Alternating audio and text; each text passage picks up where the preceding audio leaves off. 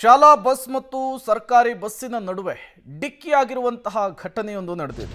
ಇಬ್ಬರು ವಿದ್ಯಾರ್ಥಿಗಳು ಈ ಘಟನೆಯಲ್ಲಿ ದಾರುಣವಾಗಿ ಸಾವನ್ನಪ್ಪಿದ್ದಾರೆ. ರಾಯಚೂರಿನ ಮಾನ್ವಿ ತಾಲೂಕಿನ ಕಪ್ಪಗಲ್ ಬಳಿ ಘಟನೆ ನಡೆದಿದೆ. ಮಾನ್ವಿಯಿಂದ ಶಾಲೆಗೆ ಹೊರಟಿದ್ದ ಖಾಸಗಿ ಶಾಲಾ ಬಸ್ ಈ ವೇಳೆ ಸರ್ಕಾರಿ ಬಸ್ಗೆ ಡಿಕ್ಕಿಯಾಗಿ ಈ ಆಕ್ಸಿಡೆಂಟ್ ಆಗಿರುವಂತಹದ್ದು, ಅನಾಹುತ ಘಟಿಸಿರುವಂತಹದ್ದು. ಬಸ್ನಲ್ಲಿ ಪ್ರಯಾಣಿಕರಿದ್ರು, ವಿದ್ಯಾರ್ಥಿಗಳಿದ್ರು, ಗಂಭೀರವಾಗಿ ಗಾಯವಾಗಿದೆ. ಇಬ್ಬರು ಸಾವನ್ನಪ್ಪಿರುವಂತಹದ್ದು. ಶಾಲಾ ಬಸ್ಸು ಮತ್ತು ಸರ್ಕಾರಿ ಬಸ್ನ ನಡುವೆ ಮುಖಾಮುಖಿ ಡಿಕ್ಕಿಯಾದಂತಹ ಪರಿಣಾಮ ಈ ಅನಾಹುತ ಸಂಭವಿಸಿರುವಂಥದ್ದು. ಆನ್ ಸ್ಪಾಟಲ್ಲೇ ಇಬ್ಬರು ವಿದ್ಯಾರ್ಥಿಗಳು ಸಾವನ್ನಪ್ಪಿದ್ದಾರೆ ಅನ್ನೋದು ಗೊತ್ತಾಗ್ತಾ ಇದೆ. ಈ ಶಾಲೆ ಬಸ್ಸು ಮತ್ತು ಸರ್ಕಾರಿ ಬಸ್ಸು ಒಂದಕ್ಕೊಂದು ಅಂಟ್ಕೊಂಡ್ಬಿಟ್ಟಿದ್ವು, ಡಿಕ್ಕಿ ಹೊಡ್ಕೊಂಡು. JCB ಮೂಲಕ ಅದನ್ನು ತೆರವುಗೊಳಿಸುವಂತಹ ಕೆಲಸ ಆಗಿದೆ.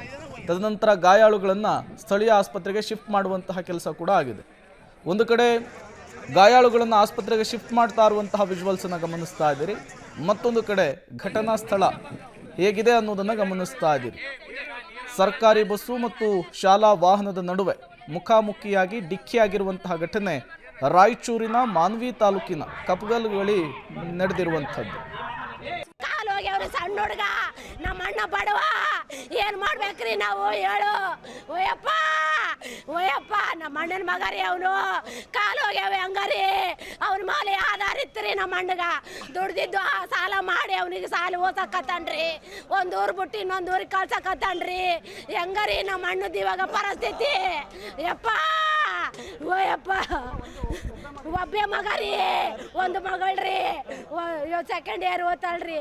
ಅವ್ನು ಇವಾಗ 6ನೇ ಕ್ಲಾಸ್ ಏನಾನ್ರಿ, ಒಂದೇ ಮಗ ರೀ. ಹಂಗಾರಿ ನಮ್ಮ ಅಣ್ಣದ ಪರಿಸ್ಥಿತಿ. 6ನೇ ದಿವಸ ಹೋಗ್ತಾರೆ ಅವರು ಸ್ಕೂಲ್ಗೆ.